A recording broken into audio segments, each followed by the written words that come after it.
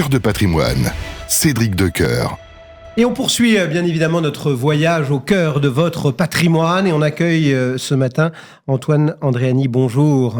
Bonjour Cédric. Pour XTB France et on va profiter de cette fin d'année. On va commencer à tirer quelques bilans et à ouvrir peut-être quelques perspectives. Déjà, voir un petit peu comment vous regardez, comment vous analysez les performances 2024. Eh bien, on a le S&P 500 qui surperforme largement le CAC 40, 25%, alors que le CAC 40 est en négatif, moins 3% à ce jour. C'est un marché qui est toujours le même depuis 2009. On est dans un marché aussi très fort, très résilient, qui n'a peur de rien, qui se sert de prétexte pour acheter la bourse dès qu'il en a l'opportunité. Et donc très résilient parce qu'il a traversé toutes sortes d'événements absolument... qui aurait causé sa perte avant 2009-2008.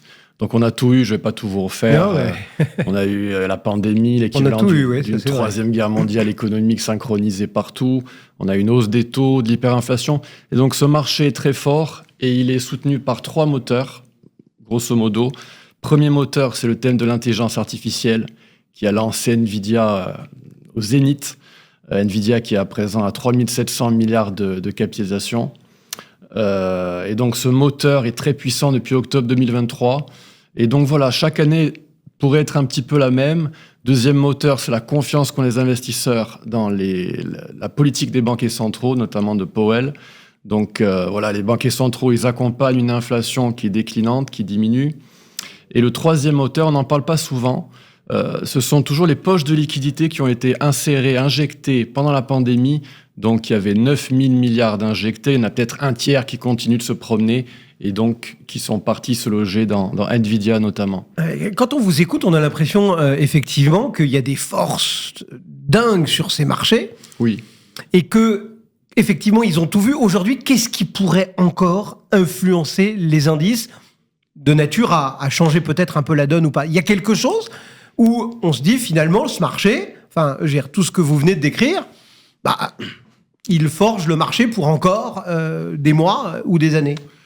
On a basculé un petit peu dans un autre monde en 2009, quand les banquiers centraux ont pris la main et qu'ils ont décidé d'injecter quoi qu'il en coûte. Draghi l'avait dit en 2012, je crois, quoi qu'il en coûte, whatever it takes. Donc il y a une espèce de put sur les marchés qui semble, a priori aujourd'hui, indéfini, éternel.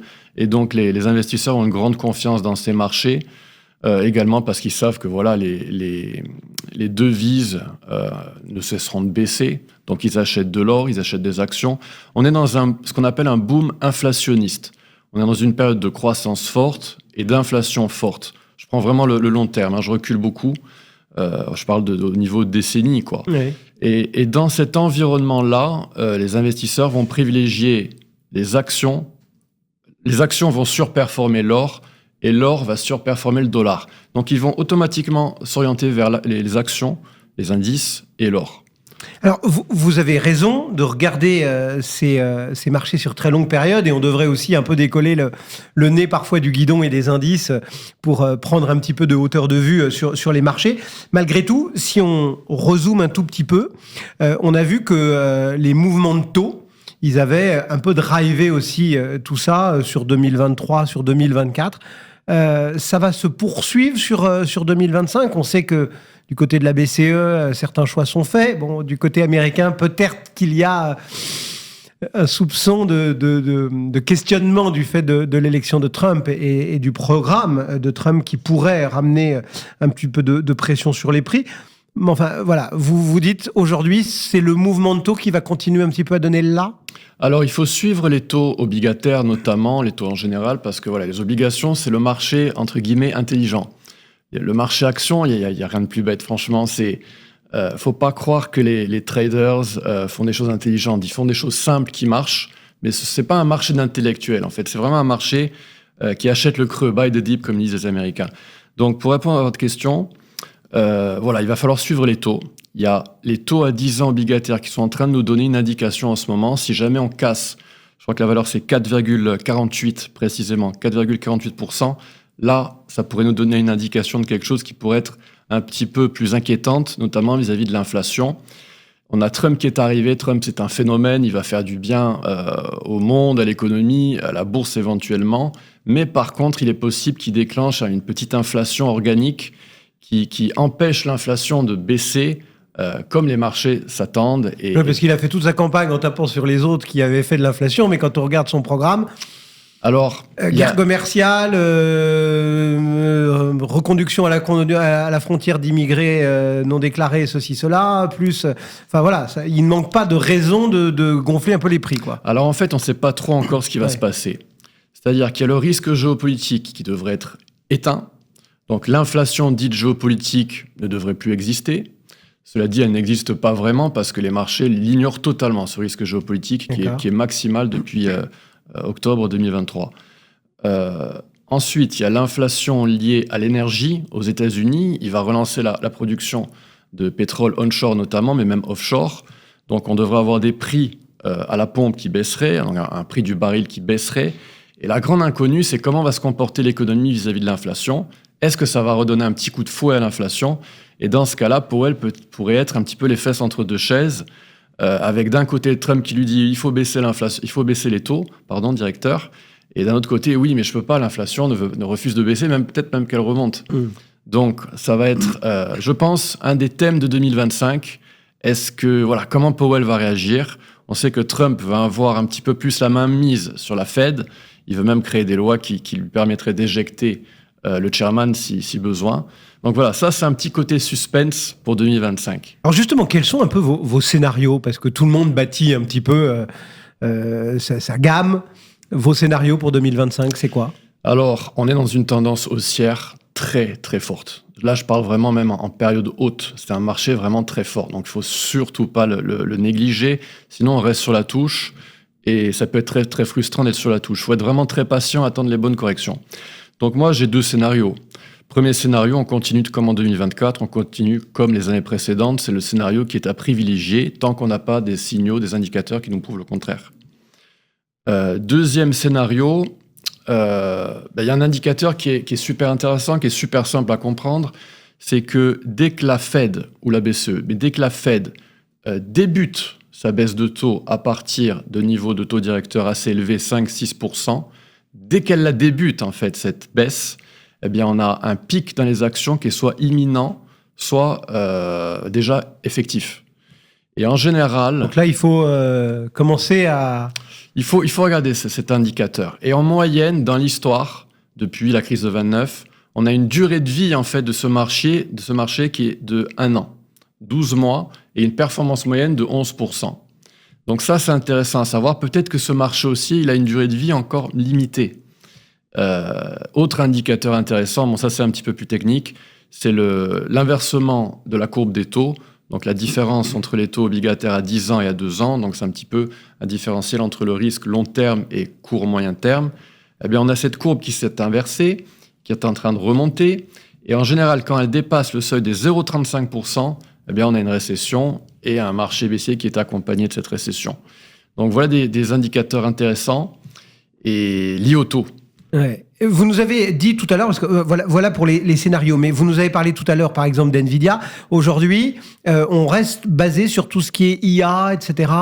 Vous vous dites vraiment les grandes tendances sectorielles. Là, pour le coup, elles vont pas changer. On reste sur ce qui est devenu, j'ai envie de dire, nos grands classiques. Exactement. Donc, on a les 7 magnifiques, par exemple, qui ont pris un poids démesuré dans la bourse, dans le S&P 500. Oui, parce qu'on parle des performances indicielles, mais si on enlève les 7 magnifiques, exactement, comme vous dites, c'est un marché pas grand-chose. Qui est complètement concentré dans un petit nombre d'actions. Et donc, les 7 magnifiques, on les connaît, je vous le répète, au cas où. C'est Nvidia, Apple, Microsoft, Amazon, Google, Tesla, Facebook. Donc, ces 7 magnifiques qui représentent environ 1/3 de la capitalisation totale du S&P 500. Le top 2 représente environ 14%. Et donc, c'est des niveaux rarement vus dans l'histoire, souvent à des plus hauts historiques. Ouais. Et donc, ce marché est dépendant à présent d'NVIDIA. Ce qui s'est passé, c'est absolument extraordinaire. NVIDIA, elle était à, je ne sais plus combien de... 280 milliards de dollars, je crois que c'était fin 2023, il faudrait vérifier. Et là, maintenant, on est à 3,7 trillions de dollars. Pour une valeur qui, il y a 10 ans, passait pour un simple fabricant de cartes graphiques pour les jeux vidéo, quoi. Et ce marché maintenant est dépendant d'NVIDIA. C'est-à-dire que si NVIDIA tombe pour des raisons fondamentales, eh bien, la bourse en général pourrait tomber également. Et on a cru que c'est ce qui se passait l'été dernier. On reste donc sur ces valeurs-là, ou est-ce qu'il y a d'autres, on va dire, actions ou thématiques d'investissement qui vous semblent porteuses et qu'on doit, sinon peut-être pas avoir tout de suite en portefeuille, mais au moins mettre dans son scope? Alors, ces actions, elles cannibalisent tout. C'est-à-dire qu'elles surperforment tout. Si vous jouez avec des ratios, par exemple, vous prenez le CAC 40 par rapport au S&P 500, vous avez une courbe baissière. Vous faites ça pour tout, pour tous les secteurs, c'est la même chose. Ces actions sont extraordinaires. Elles ont une marge nette moyenne de 30%, alors que le S&P 493, lui, est en dessous des 10% en marge nette. Donc, ce sont vraiment des entreprises, des actions extraordinaires qui effraient un peu, parce que maintenant, elles ont pris un poids démesuré. Oui, c'est ça, ouais. Et le marché en dépend. Et malheureusement, Cédric, non, je ne peux pas vous dire, par exemple, les minières d'or, non, elles cannibalisent tout.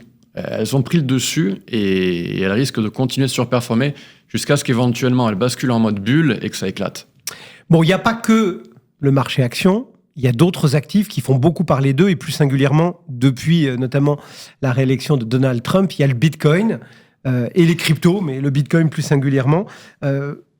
Vous les regardez comment ? Vous les considérez ? Vous avez des perspectives, un travail particulier sur ces cryptos, sur le Bitcoin plus particulièrement ? Alors, le marché du Bitcoin, techniquement, est devenu quasiment aussi technique que les indices. Donc, vous pouvez l'analyser très facilement, comme vous analysez les indices. Bitcoin, je le suis depuis très longtemps, depuis 2016. Ça fait 1 an et demi que je dis qu'il va aller à $100 000. Il est tout proche, là. Il a atteint 98 500. La cible qu'ont les institutionnels, elle est à $136 000.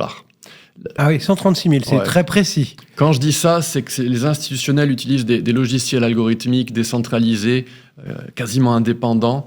Et bon, moi, je fais ça depuis 10 ans, je les suis, et ils ciblent $136 000 très précisément. Il y a une autre cible au-dessus à 180 000, mais on va y aller en douceur. On va d'abord essayer d'atteindre 136 000. Et le Bitcoin est un marché fascinant. On pourrait en parler des heures, mais voilà, la cible est à 136 000. C'est un marché qui a été relancé un petit peu par Trump. Le marché était dans l'attente de quelque chose, il était en correction, il consolidait. Et puis il y a l'élection de Trump qui est arrivée. Donc voilà, c'est un marché, aussi bien pour les actions que pour la crypto, un marché de prétexte. On attend des événements à un niveau de support. Et dès que l'événement est là, dès qu'il y a l'élection, bam, on en profite et on monte. Et donc la première étape, c'était BlackRock qui s'insérait dans le Bitcoin, Wall Street qui changeait de ton. On se souvient qu'il y a plusieurs années, en 2018, il y a Warren Buffett qui disait que c'était de la morora, Bitcoin. Jamie Dimon de la JP Morgan disait que c'était une fraude, une arnaque. Trump, lui, a changé un petit peu de ton. Wall Street s'est inséré dans les ETF. Et donc voilà, on a eu des planètes alignées pour avoir une dernière phase haussière à la verticale. Et voilà, Bitcoin est quasiment à 100 000 et peut-être qu'il va consolider, faire une petite correction avant d'enclencher une dernière vague haussière pour s'orienter vers les 136 000 $. Voilà donc pour ces cryptos et plus singulièrement pour le Bitcoin. Vous avez dit aussi, vous avez parlé rapidement de l'or tout à l'heure. C'est vrai qu'on a toujours dit l'or, c'est la valeur refuge, entre guillemets, par excellence, etc. Il faut s'y intéresser aujourd'hui. Vous avez une vision particulière sur cette relique barbare, comme disait l'autre ? C'est un actif extrêmement populaire parce que c'est l'actif refuge par excellence, mais c'est en plus un actif, contrairement à ce que beaucoup disent, il performe. C'est-à-dire que vous regardez... Oui, on dit l'or n'a pas de rendement. C'est faux, c'est totalement faux. Surtout depuis 2009. On a basculé dans un autre monde.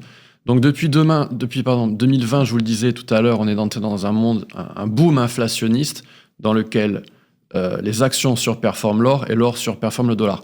Le dollar a baissé de 97% par rapport à l'or depuis que la Fed existe, depuis 1913. Donc quand on dit que l'or ne performe pas, c'est totalement faux. C'est les devises fiat qui chutent en fait. Juste pour terminer, Antoine Andréani, quels sont les risques principaux que vous pensez que l'investisseur, qu'il soit professionnel mais particulier aussi, doit absolument avoir en tête pour l'année 2025 ? Récession. Une récession est possible. Il y a beaucoup d'indicateurs qui nous orientent vers une récession. Ce serait naturel. Et une récession, ça équivaut à minimum 30% de correction. L'autre indicateur qu'il va falloir suivre, c'est évidemment l'inflation. On en a parlé tout à l'heure. Si l'inflation résiste et repart un peu à la hausse, pour X raisons, ça peut toujours être un risque géopolitique, même si le risque géopolitique, je pense, va être éteint par Trump. Faudra surveiller l'inflation parce que la Fed va être un petit peu piégée. Il y aura des puissances divergentes. Est-ce que, on peut s'imaginer plein de scénarios, l'état profond, ce genre de choses. Est-ce que l'inflation va repartir à la hausse ou pas? Ça, c'est la grande question. Et les marchés, eux, je vous l'ai dit tout à l'heure, le deuxième moteur, ça a été la confiance dans les banquiers centraux, l'inflation qui était accompagnée par la Fed. Et si les taux directeurs, Jay Powell ne les baisse plus, il va y avoir de la tension sur les marchés financiers. Merci beaucoup Antoine Andréani, merci à vous, et XTB France dans Cœur de Patrimoine. À très bientôt. À bientôt, au revoir. Cœur de Patrimoine, Cédric Decoeur.